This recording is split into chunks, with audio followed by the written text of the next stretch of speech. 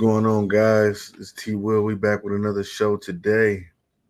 Big Monday, big Monday. We're gonna talk about what I saw this weekend at the NFL. Also, we're gonna talk about some of the things that I was right about, some of the things I was wrong about this weekend. Also, going along with college football, and yeah, we just gonna jump right into it.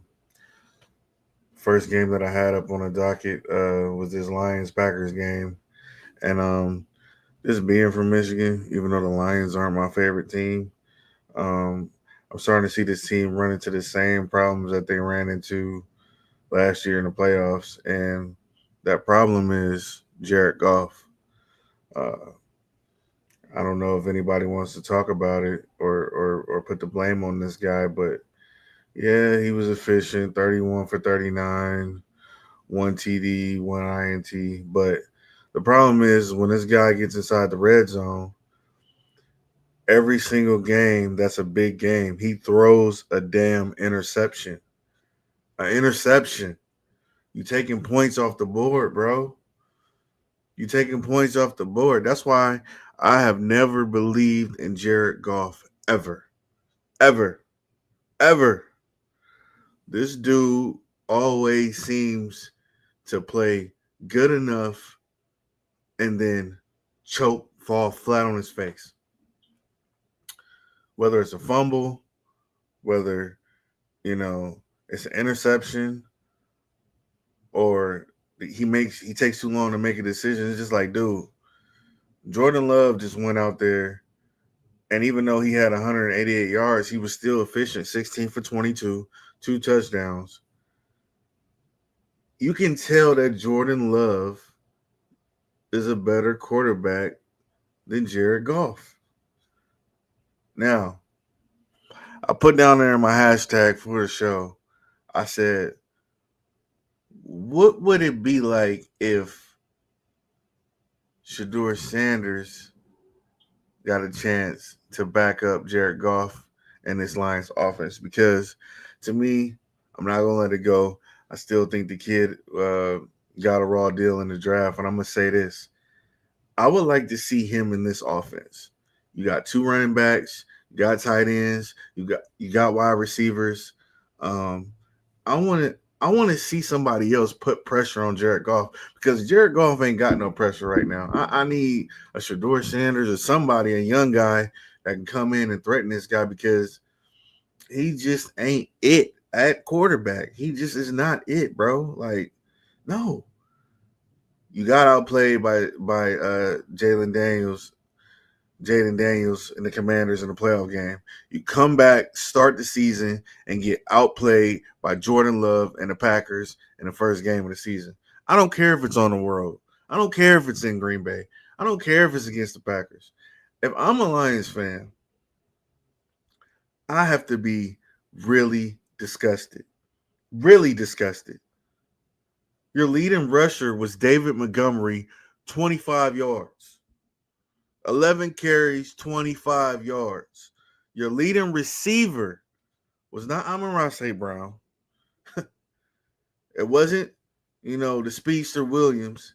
It was Sam Laporta, 79 yards. You had 0 sacks in the fucking game. 0. 0. And the craziest thing is that when you look at the total yards here, you got 246 to 266. One turnover. That's the turnover in the red zone. You see the 13 points on the board? Those are points taken off the board. You could have had more than that. You could have had a better shot at the end of the game. And then you had more first downs than the Packers. You had 16 first downs. But then again, you turn the ball over in the red zone. 5 for 15. 5 for 15 on third down. The Packers are 4 for 10. Okay. But then here's the biggie. 3 for 4 on fourth down. You had to go for it on fourth down so much because you wasn't executing in first down, second down, third down. And in the red zone, you were 1 for 4 in the red zone. 1 for 4? Now everybody picking this team to be a Super Bowl contender and all this and that. I'm just not seeing it. I'm not seeing it. You 1 for 4 in the red zone. You can kiss it goodbye. And then the craziest thing is you leading in time for possession. 35 minutes to 24 minutes. And you lose the game by 2 fucking scores. And then you 1 for 4 in the red zone. And the Packers is 3 for 5 in the red zone. And they only had the ball for 24 minutes. The Packers didn't even exhaust all their energy in this game. They just was on cruise control, chilling, because they knew that Jared Goff was gonna Jared Goff, just like he always do. So, like I said, man, if I'm a Lions fan, I'm not having it. I'm calling for somebody to come in and compete against this guy. Bring somebody else in. Bring a young guy in. Bring a Sanders in. You know what I'm saying? Hell, bring a Gabriel in. I don't care. But Jared Goff has shown us time and time again, excuse me, why the Rams didn't want him. And now I'm starting to see why Sean McVay was like, yo, bro, yeah, this dude ain't it. So, I don't know what else to say about that game, bro. It was pathetic. It was pathetic. Pathetic. Now the other game that was really, really interesting to me is the Steelers and the Jets. Justin Fields, Aaron Rodgers, swap teams. Okay. The Jets told Aaron Rodgers he couldn't play no more. And the Steelers didn't want to re-sign Justin Fields. So Aaron Rodgers goes out here, he throws the ball 22 for 30, 4 TDs, 244 yards. That's balling. Justin Fields came out, he was efficient, 16 for 22, 1 TD, 218. DK Metcalf had 83 yards. Garrett Wilson had 95 yards.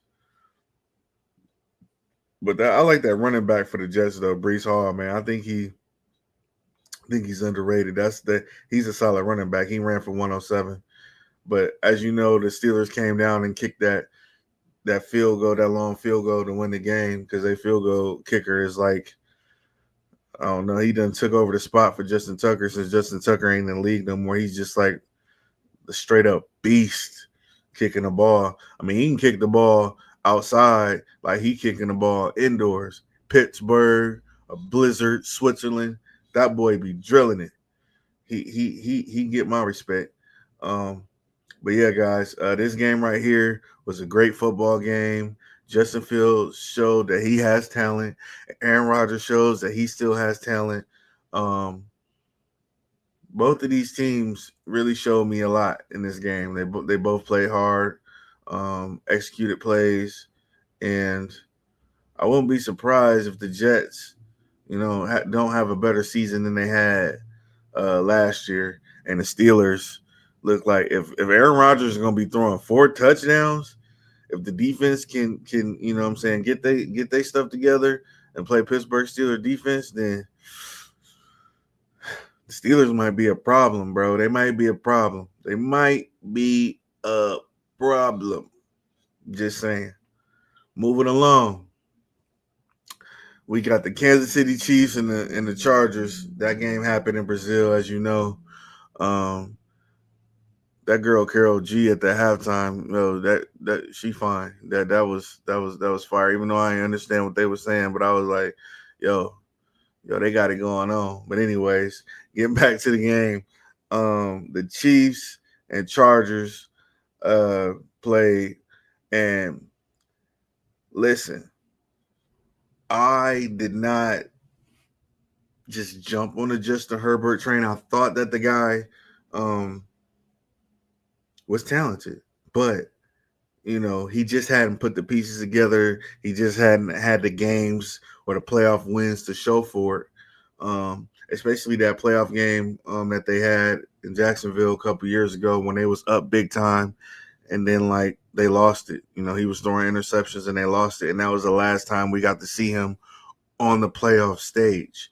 But there was guys that had stuff to prove in this game, including their former first round pick, the wide receiver number 1 Johnson out of TCU. I thought he was a good draft pick out of TCU. He was just struggling last year, but he seemed to come in. You know what I'm saying? Uh, had five receptions, 79 yards, 2 touchdowns. Um, you know, and Herbert, man, Herbert was out there. He was balling, man. He was when they gave him space, he was looking to run. You know what I'm saying? When he didn't have space to run, he was throwing. Very aggressive, um, very accurate. Um, just looked really, really good. The rookie running back Hampton, he looks like he's gonna have a promising year. You know what I'm saying? He just gotta learn to not run out of bounds and give Patrick Mahomes time at the end of halftime to get, because obviously Mahomes went down there and scored. They got a field goal in because he didn't slide down inbounds. He ran out of bounds. And you saw Coach Harbaugh. He was like, what the fuck? Like he was like, yo, you need when we trying to run out the clock, we trying to run out the clock to a couple of seconds, kick a field goal, go in the locker room, not run out of bounds, leave time on the clock, give Mahomes the time to do some Mahomes magic and get them some points on the board and give them confidence going into halftime. We want to kill that, but that didn't happen. Um, you know, Patrick Mahomes went down the field and got the team a field goal. So when you watching this game, I think you kind of watching the change of the guards. You seeing that Herbert has a coach that believes in him. They're giving him confidence. They got a young running back. They got young wide receivers. Their defense is hungry, and you see the Chiefs kind of look like they are getting old. Um, Without Mahomes like falling to the ground, throwing magical passes, Mahomes ran for 57 yards. He was the leading rusher. He's a leading rusher and leading passer in this game. Without Mahomes, this game is probably 28, 27-3, 27-6. You know what I'm saying? Uh, and Hollywood Brown, he's okay, but he drops a lot of easy catches and I don't know, man. I don't see the wide receiver core being that good, especially with Rice not being there. And then Xavier Worthy, man, Travis Kelsey took him out on like the what was the first or second play of the game. Like looked like he just crushed that kid. And that kid is skinny. I don't know if he dislocated his shoulder or if he got cracked bone or something. But the way that he got hit, the way that he looked like he was in some serious pain. So that took away their speed threat. And then they only got Hollywood Brown and a couple other guys at wide receiver. They tried to hold the game together. They tried to keep it close, but um, it looks like the Chiefs, if they the wide receivers don't step up and perform, um, they might want to call Miami and see can they get Tyreek Hill back. I'm just saying. They might want to call Miami and see if they can get Tyreek Hill back, especially after the way Miami came out and played uh, against the Colts. What we got next? Yeah, we got the Giants and the Commanders. Bruh. Russell Wilson was 17 for 37. 17 for 37. No touchdowns. He was the leading rusher. 8 carries for 44 yards. Malik Neighbors, he had a couple receptions, 70, 71 yards or whatever. But I think like if the Giants didn't have the defense that they have, because they have pretty good players on their defense, they got a solid defense. But with B Burns coming out, he got 2 sacks in the game. If they didn't have that defense, Washington would have blew their ass out. That's what would have happened in that game. Washington would have blew their ass out, okay? Because their offense is not really that good, but their defense is they got a championship playoff caliber defense, but their offense just ain't that good. I'm wondering how long it's going to be before Jackson Dart ends up coming into the game. Jaden Daniels was Jaden Daniels, and he did his thing. Point blank, period. I thought this was going to be a good game, but hey, I was wrong about this game. Next up, we got the Vegas Raiders and the Patriots. Okay. Hey, Pete Carroll told y'all, I'm expecting to win 10 games this year. I don't lose a lot. I'm a winner. I won at USC. You feel me? I won in Seattle with the Legion of Boom. And I'm about to come out here and I'm about to win this game and have a winning season with the Vegas Raiders because that's just what I do. That's just what I do. So we gonna see that, and you know, we probably didn't give the Raiders enough credit coming into the season, thinking, hey, they struggled last year, even though they got Carroll, they're not gonna be good. But hey, the way that they came out, Geno throwing for 362, Genty, he had a touchdown, but he only had 19 carries for 38 yards. But that boy Bowers, man, Bowers, 103, 5 receptions for 103, man. Damn, he a beast, that tight end. Nice player. Uh, the Patriots, they tried to hang in there. They had Drake May almost throw the ball 50 times.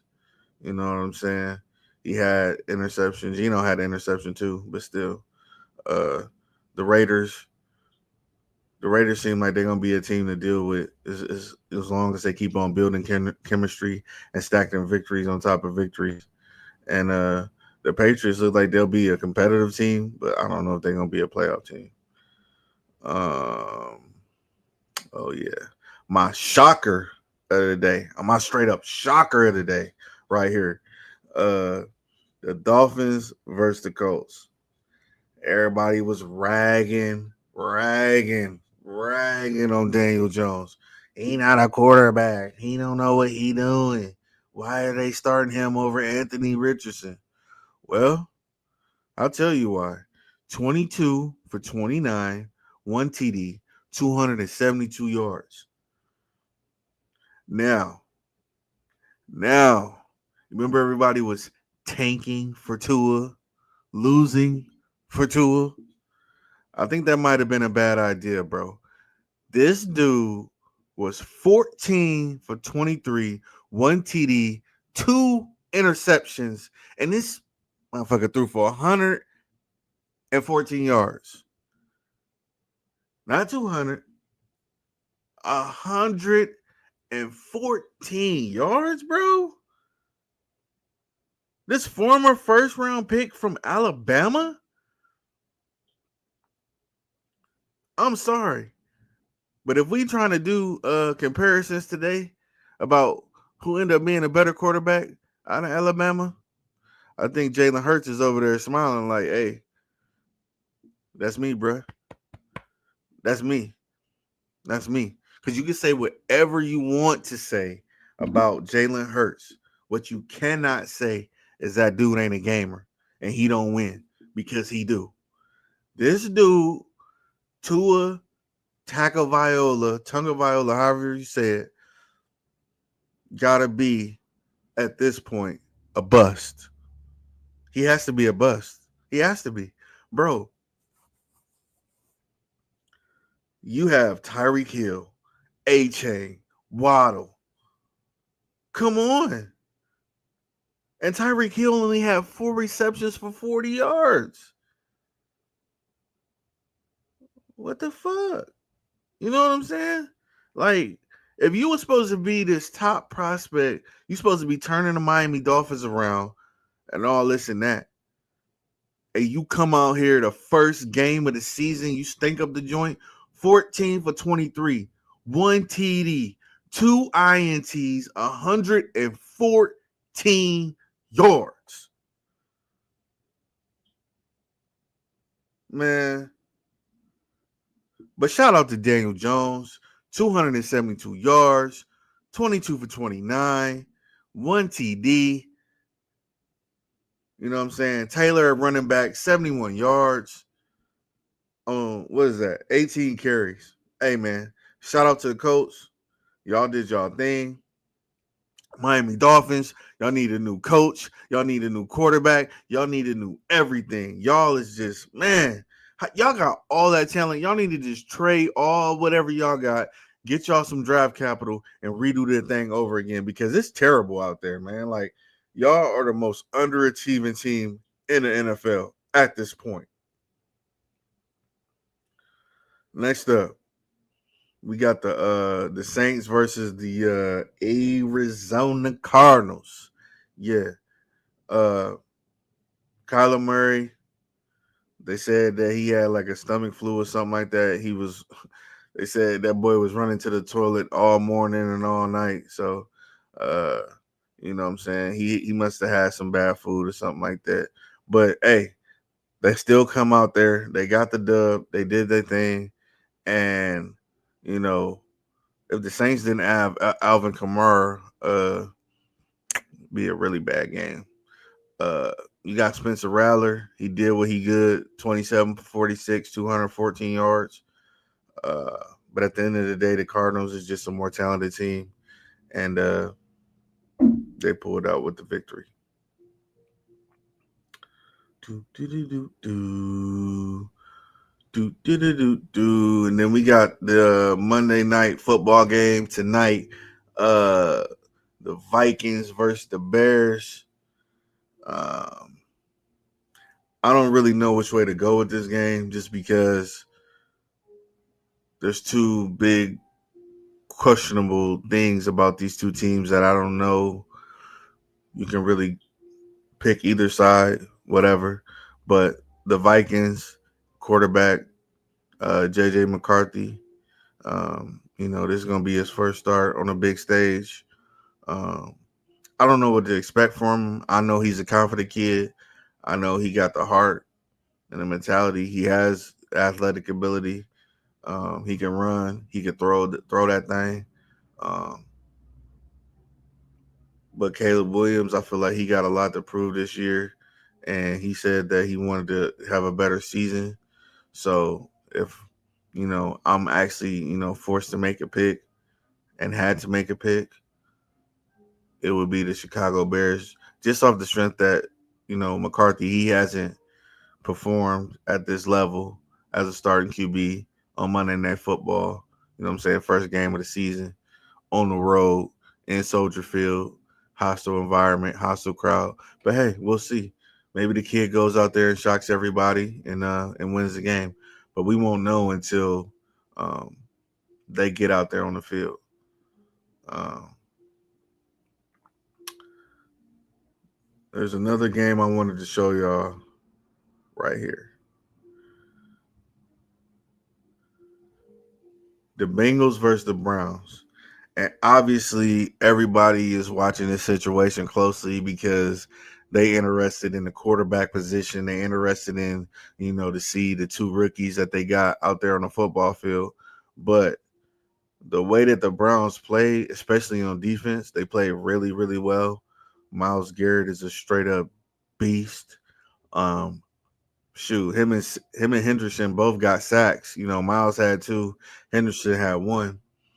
Um, I felt like, the Bengals defense, they locked up Jamar Chase, which I'm really surprised because Jamar is a dog. And they even held Higgins to 3 receptions, 33 yards. Chase Brown, he was trying to run the ball. He had a couple of good runs. But, hey, man, the Browns defense is for real. They held Joe Burrow 14 for 23 for 1 TD and 113 yards. Joe Burrow only had 113 yards. That dude get up out of the bed, he going to get 300 yards normally. But for some reason, he didn't.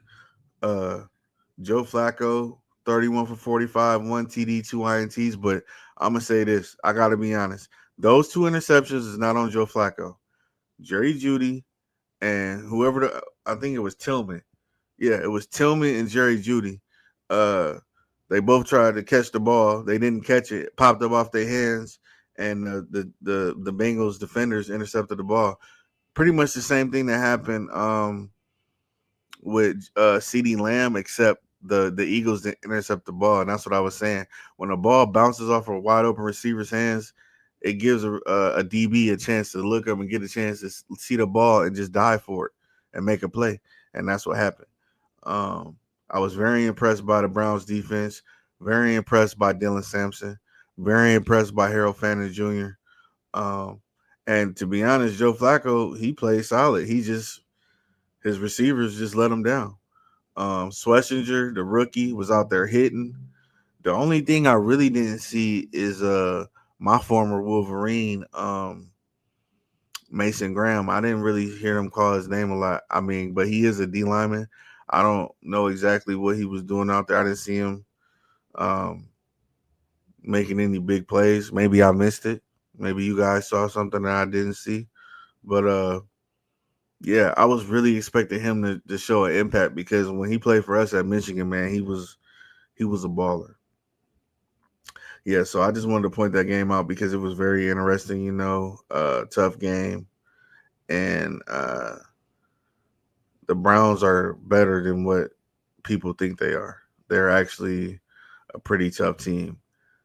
Another exciting game that went down to the Wiz Iron. The Buccaneers and Atlanta Falcons. Uh, Baker Mayfield showing the Cleveland Browns again that they made a huge mistake giving up on him. Because one thing about Baker, he got confidence, and Baker is a baller. He don't give a fuck. Baker don't give a fuck. I'm telling you, man, he got some brother in him because he just a straight up baller. Emeka Ibuka from Ohio State. Hey, he did his thing. 4 receptions, 67 yards, 2 touchdowns. You know what I'm saying? Baker, 17 for 32, 3 touchdowns. Balling. They had Michael Penix spin that thing, 42 times? He had 298, 1 TD. Solid game. Bijan Robinson, he had 6 receptions for 1 touchdown. But the craziest thing is Algier was the leading rusher for 24 yards. So that was a tight game. And like always, if you've seen, my prediction about this football game, I said I'm gonna pick the Buccaneers because some way, somehow, when it comes down to these tight, close division games, the Falcons just lose them. I don't know how they lose them. They just lose them. Uh, and the field goal kicker, way cool, went out there, kicked the ball, and he missed it. So yeah, man, that was very interesting, very good game. And Baker Mayfield once again sticking it to the Cleveland Browns because uh they did not like give him a fair shake at Cleveland. They did not believe in him. And it's just funny to see that. But I'm rooting for Baker. I'm happy for him. And good luck for the rest of the way of the season. Another game that I was watching because I got Sunday ticket, man. I was watching like 8 games at one time. Um, this right here, another player that I was wrong about. Excuse me, Bryce Young.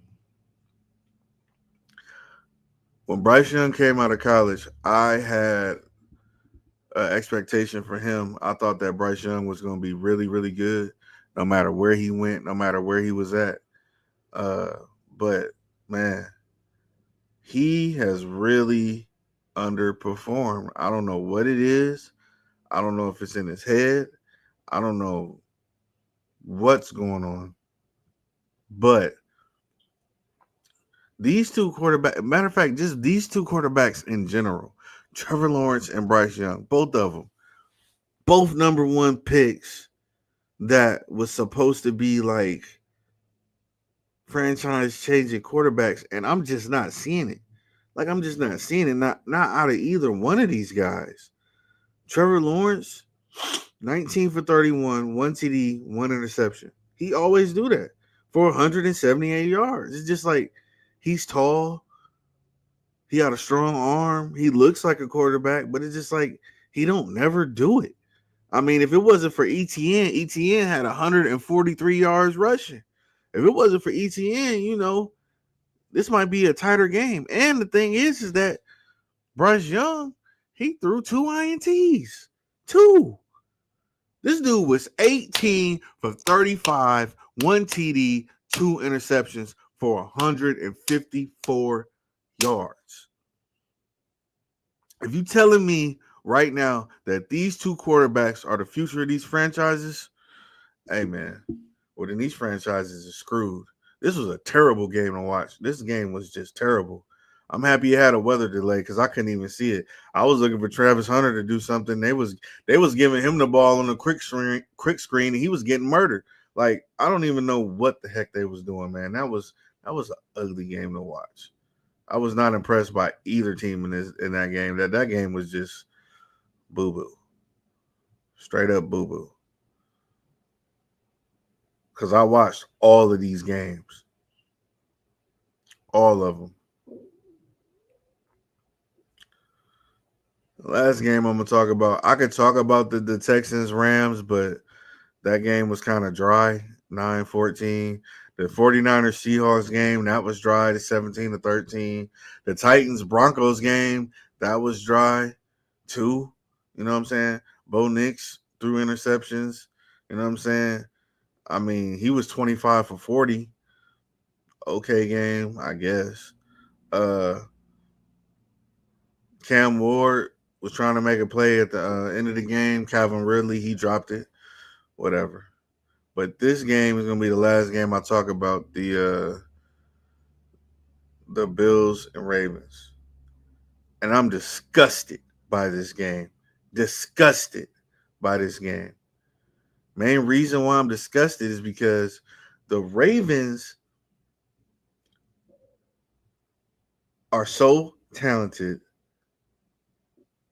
but the Ravens make some very costly mistakes every single time they up big in these games. Fumble the ball, pass interference calls. Like, I want to know what John Harbaugh's record is when he's up in these big games and he loses, because it seems like to the Ravens lose games that they shouldn't lose. Like, you shouldn't have lost this game. Period. Period. You should have not lost this game, but you did. And it's disgusting, man. Like, if I'm them players, I'm fed up. Look, bro, it's either we gonna get this shit together or we need another coach, because I don't know what other answer there is. You have the most talented players: Lamar Jackson, Derrick Henry, and Zay Flowers. Killed the game. They was killing it, but you still fucking lost because of mental mistakes. That should not happen. But at the end of the day, the Buffalo Bills stuck to their guns. They kept pressing, they kept working, and they won the game. And the difference between these two teams is up here, not the talent. You got a team that make mental mistakes over. And then the thing is this: you was up all those points, and you let Buffalo score 22 points in the fourth quarter. 22 points in the fourth quarter? Come on. You're supposed to have all these high class defensive players, linebackers, safeties, corners. And guess what? They got torched all the way down the field, and Josh Allen them kicked the field goal to win the game. So how good is that defense really? I don't know. I don't know. Because if you're going to be giving up 22 points in the fourth quarter, the only bowl you're going to be going to is the toilet. It ain't super. So to me, it comes down to coaching and what's going on. And it seems like, I don't know if John Harbaugh is the guy that's going to lead this version of the Ravens to a Super Bowl. Yes, he led the other teams to a Super Bowl, but it seems like he keeps on having these talented, very gifted teams, and he ends up choking off games all the time. And it's pathetic. And it's pathetic. We're gonna go and look at a game that really pissed me off this weekend, and I'm apologizing because I was super wrong. I was super wrong, and I'm gonna give Oklahoma their props. I was wrong about this game. I thought that my Wolverines was gonna go in there, handle their business, and beat Oklahoma. But you know what? We got punked. We got bullied. We got smashed. Oklahoma defense. I thought Oklahoma defense last year was soft. Well, guess what? They not soft no more. They was cracking. They was out there cracking, being physical, making plays, running up and around the field, um, just shutting us down, shutting us down. We have to kick field goal after field goal after field goal. And that guy, Mateer, I'm gonna give you credit, boy. You a baller. You a baller. Uh, Good luck the rest of the way of the season. But I just had to come and say that I was wrong. And you know, Oklahoma is better than what I thought. Way better than what I thought. They look really, really, really good. And Mateer, he could throw the ball, he could run the ball. You know what I'm saying? He got a nice little wiggle to him. Like he looked like he gonna be a top pick in the draft. And they talking about all these other quarterbacks. He looked like he the real deal for sure.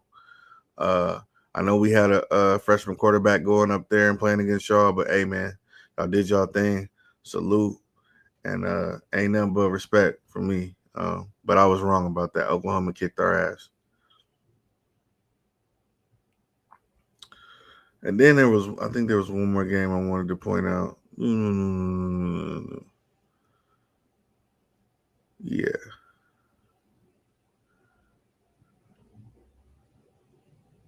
This game right here. Bro, what happened to Oklahoma State? Oklahoma State used to be a decent, damn near championship contender team not too many years ago. You know, Des Bryant, Blackman, you know what I'm saying? Like they had talent at this school. Like they used to fucking beat Oklahoma.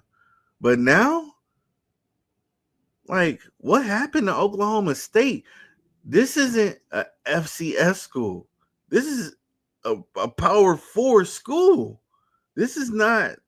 This is not Delaware or Indiana State or none of those teams. This is the Oklahoma State Cowboys that was backed by a billionaire, Boone Pickens. Uh, what the hell happened to Oklahoma State? This is crazy. Like, this ain't no group of five team. Like, are they gonna get relegated? Because, like, bro, Oklahoma State, 3 points, Oregon Ducks, 69. This makes the Big 12 look terrible. Terrible. This is so bad. This is so bad. Like, this is really, really bad. Like, I never thought I'd see Oklahoma State this bad. They used to be a very respectable program, but I just wanted to bring this up to y'all because I was really shocked. I couldn't believe it. And God bless y'all team because that's sad. Excuse me. But yeah, guys, that's what I had. Those are my reactions. Um, it's gonna be exciting to see what happens tonight on Monday Night Football, and probably later on this week we're gonna look forward to the upcoming week with the NFL and college football. Um, Thanks again for the few subscribers that I have. I'm appreciative of y'all and the people that check me out. But yeah, if you like the content, if you like my shows, if you like the heat that I'm bringing, uh, like the video, share the video, and subscribe to the channel. And I'll be back not tomorrow, the following day. So y'all have a good one, and I'll see y'all later. Peace.